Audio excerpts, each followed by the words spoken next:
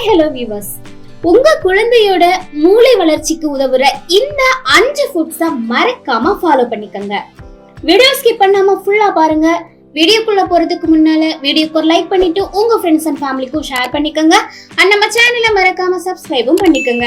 அப்பதான் சேனல்ல அப்லோட் பண்ணக்கூடிய ஹெல்த் அண்ட் பியூட்டி டிப்ஸ் பத்தி உங்களுக்கு ரெகுலரா தெரிய வரும். சால்மன் அண்ட் பிற கொழுப்பு மீன்கள்ல ஒமேகா 3 கொழுப்பு அமிலங்கள் நிறைஞ்சிருக்கு. குறிப்பா DHA அண்ட் EPA. இது மூளை வளர்ச்சியின் செயல்பாட்டுக்கு முக்கியமானது. இந்த கொழுப்பு அமிலங்கள் நினைவகம் மற்றும் அறிவாற்றல் திறன்களை மேம்படுத்தக்கூடியதுன்னு ஆய்வுகள்ல தெரிவிச்சிருக்காங்க.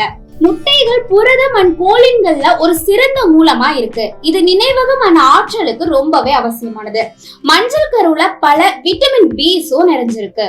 பச்சை காய்கறிகள், இந்த காய்கறிகள் இரும்பு அண்ட் போலேட்டை வழங்குது.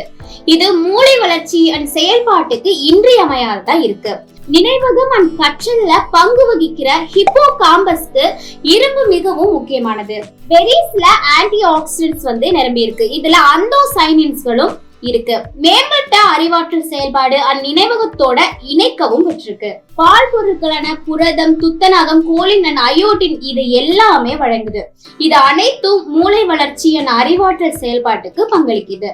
புரதம், துத்தநாகம் அண்ட் வேறு சில நன்மையை பயக்கும் ஊட்டச்சத்துக்களோட ஒரு நல்ல ஆதாரமா இருக்கு.